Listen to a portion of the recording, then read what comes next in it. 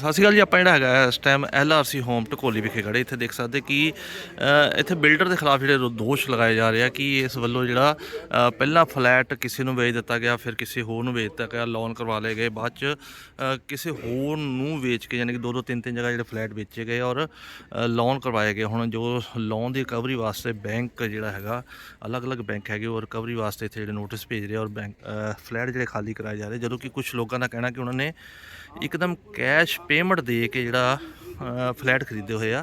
ਔਰ ਇੱਥੇ ਜਿਹੜਾ ਬੜੇ ਵੱਡੇ ਪੱਧਰ 'ਤੇ ਜਿਹੜਾ ਇੱਕ ਫਰਾਡ ਜਿਹੜਾ ਹੈਗਾ ਬਿਲਡਰ ਵੱਲੋਂ ਕੀਤਾ ਗਿਆ ਉਹ ਸਾਹਮਣੇ ਆ ਰਿਹਾ। ਔਰ ਇੱਥੇ ਦੇ ਲੋਕ ਜਿਹੜੇ ਹੈਗੇ ਜਿਨ੍ਹਾਂ ਨੇ ਲੱਖਾਂ ਰੁਪਏ ਦੇ ਕੇ ਆਪਣੀ ਸਾਰੀ ਜੀਵਨ ਦੀ ਜਿਹੜੀ ਪੂੰਜੀ ਦੇ ਕੇ ਜਿਹੜਾ ਹੈਗਾ ਉਹ ਫਲੈਟ ਖਰੀਦੇ ਸੀ, ਉਹਨਾਂ ਨੂੰ ਜਿਹੜਾ ਇਸ ਟਾਈਮ ਬੜੇ ਤਗੜੇ ਸੰਕਟ ਵਿੱਚੋਂ ਲੰਘਣਾ ਪੈ ਰਿਹਾ। ਔਰ ਉਹਨਾਂ ਦੇ ਉੱਪਰ ਇੱਕ ਤਲਵਾਰ ਲਟਕ ਰਹੀ ਹੈ ਕਿ ਕਿਸੇ ਵੀ ਟਾਈਮ ਉਹਨਾਂ ਦੇ ਜਿਹੜੇ ਫਲੈਟ ਜਿਹੜੇ ਖਾਲੀ ਕਰਵਾਏ ਜਾ ਸਕਦੇ ਹਨ। ਮੈਟਰ ਕੀ ਹੈ ਜੀ?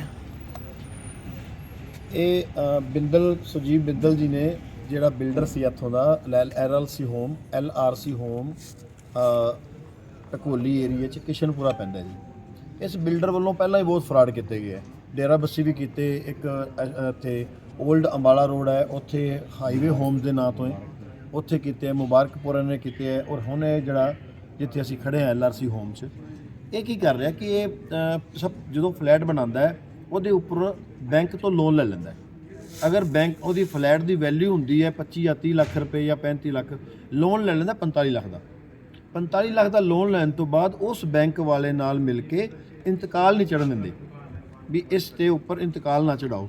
ਜੇ ਇੰਤਕਾਲ ਨਹੀਂ ਚੜ੍ਹੇਗਾ ਤਾਂ ਰੈਵਨਿਊ ਡਿਪਾਰਟਮੈਂਟ ਦੇ ਵਿੱਚ ਉਹ ਬਿੰਦਲ ਹੀ ਜਿਹੜਾ ਹੈ ਉਹ ਬਿਲਡਰ ਹੀ ਮਾਲਕ ਦਿਸਦਾ ਜੀ ਵਿੱਚ।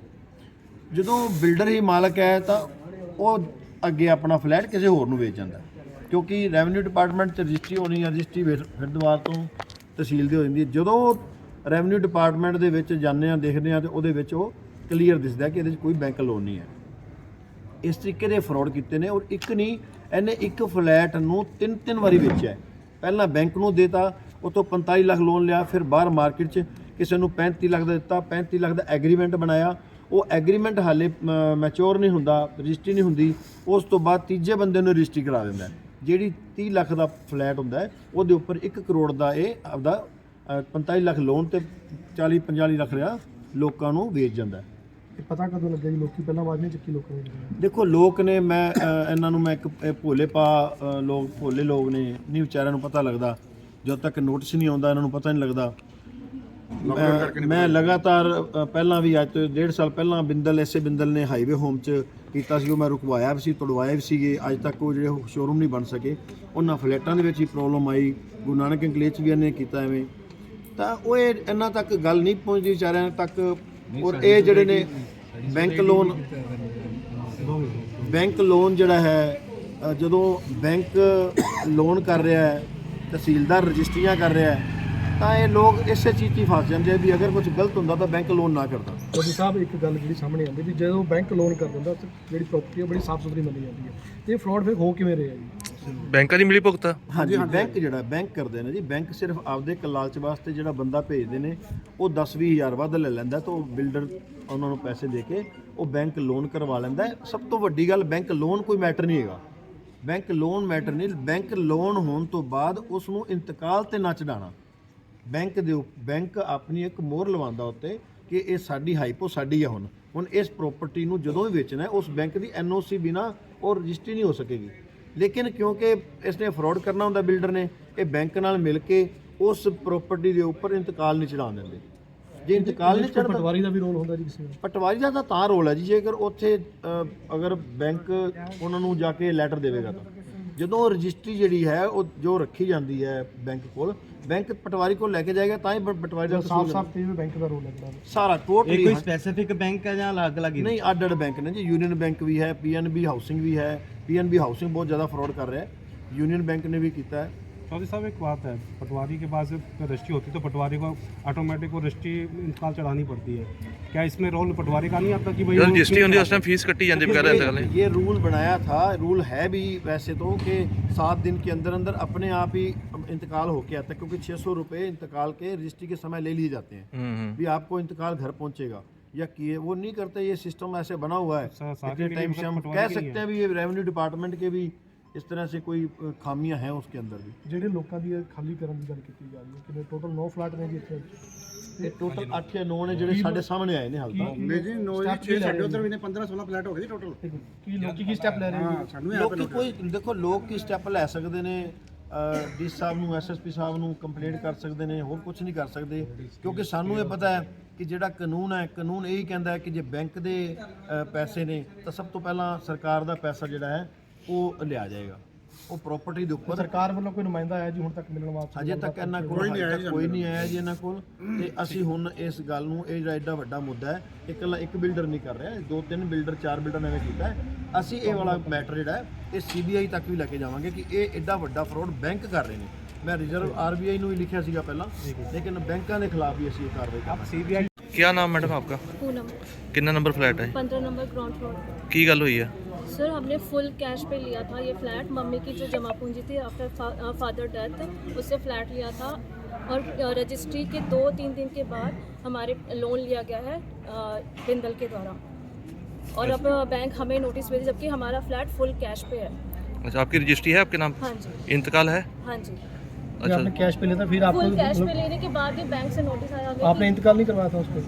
सर जैसे कि बोलते हैं 2-3 दिन रुक जाओ, टाइम लगे, वैसे ही बोला था, थोड़े दिन बाद इंतकाल मिली थी बट टाइम लगा। लोन किसके नाम पे था? लोन नहीं है सर, फुल कैश पे दिया है। जो जो बाद नोटिस में आया बैंक है से आपको नोटिस आया? हाँ, बिल्डर की वाइफ के नाम है। अच्छा, आपके फ्लैट पे बिल्डर ने अपनी वाइफ के नाम पे लोन ले लिया? और आफ्टर 2 डेज आफ्टर रजिस्ट्री। अच्छा, आपकी पहले रजिस्ट्री, कैश ले लिया फिर बैंक का लोन? हाँ जी।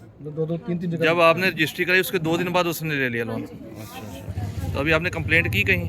सर हमारा केस चल रहा है अभी DRT। अच्छा, तो कोई स्टे वगैरह नहीं मिली कुछ? अभी नहीं मिली सर, कोई फाइनल स्टे। तो अभी बैंक क्या बोल रहा है आपको खाली करने के लिए? हाँ जी। कौन सी बैंक है? नोटिस लगा गया, union bank of India. Okay, क्या करें, खाली करो इसको? हाँ जी सर। तो आपने बैंक से बात करी है? बैंक से नहीं बात की, हमने सीधा केस करा DRT के पास स्टे के लिए पहले, अभी कोई कंप्लेंट बात नहीं करी बैंक से। बिल्डर से नहीं कोई बात हुई आपकी? सर बिल्डर का हाँ है, किसी की अप्रोच में ही नहीं है बिल्डर तो। अच्छा जी, नहीं, उसके बंदे तो यहाँ घूमते ही हैं। हमें तो नहीं मिला कभी कोई ऐसा, और अगर बंदे घूम रहे हैं तो फिर बैंक उनको उनके पास क्यों नहीं जा रहा है? जो जिन्होंने सेल करा, जिन्होंने उसे पैसे देके फुल कैश पे सेल किया, या लोन वाले इतने परेशान हो रहे हैं सारे, वो उनके से लिया तो उनके पास जाना चाहिए ना बैंक को। डायरेक्ट बिंदल से लिया था ये फ्लैट, किसी और से लिया था? नहीं, बिंदल की ही फैमिली, अब इतनी फैमिली उनकी बड़ी है, वो बैठे थे, वो उधर स्टार्टिंग में हमने तो बहुत पहले लिया था, सबसे पहले हमने लिया था शायद बाकी सारे, हाँ 2018-19 में। ਇੱਥੇ ਰਹਿੰਦੇ ਹੋ? ਅਸੀਂ LRC ਚ ਰਹਿੰਦੇ ਹਾਂ, ਚੰਡੀਗੜ੍ਹ ਰਹਿੰਦੇ ਸੀ ਪਹਿਲੇ 30 ਸਾਲ ਉੱਥੇ ਰਹਿੰਦੇ ਸੀ। ਅਸੀਂ ਲਾਂਬਾ ਪ੍ਰਾਪਰਟੀ ਡੀਲਰ ਇੱਥੇ MS ਕਲੇਵ ਚ, ਔਰ ਗ੍ਰੀਨ ਫੀਲਡ ਵਾਲਾ ਵਿਸ਼ਾਲ ਗੁਪਤਾ, ਅਸੀਂ ਉਹਨਾਂ ਤੋਂ ਲਿਆ ਹੈ। ਉਹ ਪ੍ਰਾਪਰਟੀ ਡੀਲਰ ਨੇ। ਜਿਹੜਾ ਬੰਦਾ 15 ਸਾਲ ਤੋਂ ਪ੍ਰਾਪਰਟੀ ਡੀਲਰ ਕੰਮ ਕਰ ਰਿਹਾ, ਉਹਨਾਂ ਨੂੰ ਨਹੀਂ ਪਤਾ LRC ਡਿਫਾਲਟਰ ਹੈ, ਸਾਰੀ ਕਚਹਿਰੀ ਨਹੀਂ ਪਤਾ ਡਿਫਾਲਟਰ ਹੈ। ਤੁਸੀਂ ਕਚਹਿਰੀ ਤਹਿਸੀਲ ਚਲੇ ਹੋ, ਕਹਿੰਦੇ ਤੁਸੀਂ LRC ਫਸ ਕੇ ਡਿਫਾਲਟਰ, ਇਹਨਾਂ ਨੂੰ ਨਹੀਂ ਡਿਫਾਲਟਰ। ਮੈਨੂੰ ਪਤਾ ਕਹਿੰਦੇ ਹੁਣ ਕਹਿੰਦੇ ਤੂੰ ਕੇਸ ਵਾਪਸ ਲੈ ਲੈ, ਅਸੀਂ ਤੇਰੇ ਪੈਸੇ ਪ੍ਰਾਪਰਟੀ ਡੀਲਰ। ਕਿਹਦੇ ਖਿਲਾਫ ਕੇਸ ਕੀਤਾ ਤੁਸੀਂ? ਹਾਂਜੀ, ਕਿਹਦੇ ਖਿਲਾਫ ਦਿੱਤਾ ਕੇਸ? ਅਸੀਂ ਲਾਂਬਾ ਐਸੋਸੀਏਟ, ਅੱਛਾ, MS ਕਲੇਵ ਚ ਤੇ ਗ੍ਰੀਨ ਫੀਲਡ ਚ ਵਿਸ਼ਾਲ ਗੁਪਤਾ ਹੈਗਾ, ਤੇ ਜਿਸ ਤੋਂ ਸੋਢੀ ਤੋਂ ਲਿਆ ਸੀਗਾ, ਉਹਨਾਂ ਤੇ ਕੰਪਲੇਂਟ ਦਿੱਤੀ ਵੀ 4 ਅਪ੍ਰੈਲ 2022 ਦੀ SSP ਨੂੰ। इनके खिलाफ पर्चा हुआ है कोई अभी तक? नहीं अभी तक नहीं हुआ, 4 अप्रैल 2022 की कंप्लेंट गई हुई है मेरी। Vishal Gupta green property green property वाला, हाँ जी। अब मेरे को पिछले 10 दिन पहले कहते हैं कि केस वापस ले लो अपना, तो हमारी कंप्लेंट वापस ले लो। ਉਹਦਾ ਕੀ ਰੋਲ ਹੈ ਇਹਦੇ ਚ? वो एग्रीमेंट है, उसने पैसे लिए हमारे साथ।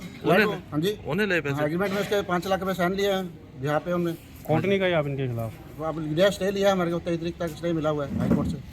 ਤੇ ਜਿਹੜਾ ਬਿਲਡਰ ਹੈ ਉਹਦਾ ਕੀ ਰੋਲ ਹੈ ਜੀ ਤੁਹਾਡੇ ਵੱਲੋਂ? ਉਹਨੂੰ बिल्डर ने फ्लैट बेचा हमारा किसी और को। अच्छा, बिल्डर ने हाँ, किसी उनको बेचा, 2 साल पहले कब्जा लेने नहीं आए। अगर वो कब्जा लेने आ जाते, बैंक को 3 किस्तें ना मिले तो बैंक वाले आ जाते हैं। बैंक वाले 2 साल चुप बैठे, कैसे बैठे रहे? उनकी बैंक वाले मिले हुए हैं। क्या मांग सकते हैं आप? हम तो मांग करते हैं उनको, हमारे साथ नजायज हुई है, हमारे 30 साल की प्रॉपर्टी, सारी उनकी प्रॉपर्टी हम डूब रही है। हम कहाँ जाएं, बच्चे लेके आए, 65 साल की उम्र है, हम कहाँ जाएं? कितने का लिया सी फ्लैट? हमारे को 35 लाख का पड़ा जो। हमने कोई लोन नहीं दिया, हमारे को लोन होने नहीं दिया उन्होंने। कहते आपको लोन नहीं मिल सकता, आपकी दुकान नहीं है कोई। एक्चुअली उनके मन में पहले ही था। चल ये खड़े हुए थे अपना सोसाइटी वाले। हाँ जी, हाँ जी। तो इसमें इन्होंने क्या किया कि कह रहे जी इसमें संजीव बिंदल जो है, मेरा प्रोजेक्ट थोड़ी है एक्चुअली, संजीव बिंदल का था, उनका था, दीपेश वगैरह का था, उनसे बात करूं। मेरा तो कोई रोल नहीं है इसमें, ना बिल्डर हूं ना मैं कुछ हूं। विशाल गुप्ता ने भी 5 लाख रुपए लेके बीच में कुछ करवाया था, तो उसका नाम भी आ रखा है आपका भी। कोई बात नहीं, कर लो जी, विशाल गुप्ता का नाम है, वो तो कोर्ट में केस चल रहा है जी। कोर्ट में चल रहा है, बाइट तो करनी पड़ेगी ना। एक्चुअली देखो बाद में खबर हमारी चलती है ना, ये खबरें जरूरी होती है बिना उसके।